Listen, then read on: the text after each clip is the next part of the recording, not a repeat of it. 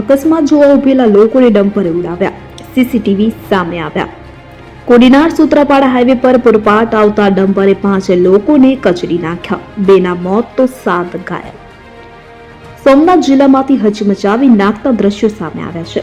મળતા અહેવાલ પ્રમાણે ગીર સોમનાથમાં ભયંકર અકસ્માત જોવા ઉભા રહેલા લોકો પર ટ્રકે પલટી મારી હતી। આ દુર્ઘટનામાં 2 લોકોના મોત નીપજ્યા છે। અકસ્માતમાં સુભાષ પરમાર અને બાલુ કલુત્રાના ઘટના સ્થળે જ કમકમાટી ભર્યા મોત નીપજ્યા।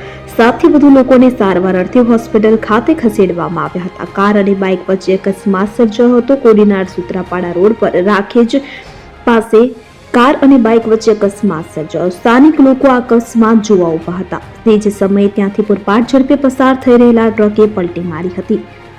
રાખેજ ગામની ફાટક પાસે રાત્રે 8:30 કલાકની આસપાસ બાઇક અને ઇકો વચ્ચે અકસ્માત સર્જાયો। અકસ્માત બાદ ત્યાં જોવા અનેક લોકો એકઠા થયા હતા। તે સમયે સૂત્રાપાડા તરફથી પૂરપાટ ઝડપે આવી રહેલા ટ્રકના ચાલકે કાબુ ગુમાવતા ટ્રક પલટી મારી હતી। આ ઘટનામાં ત્યાં ઉભેલા લોકો ટ્રક નીચે દબાયા હતા કે જેમાં જેસીબીની મદદથી ટ્રકને ઊંચો કરી બંનેના મૃતદેહને બહાર કાઢવામાં આવ્યા હતા। કોડીનારની સરકારી હોસ્પિટલ ખાતે ખસેડવામાં આવ્યા હતા।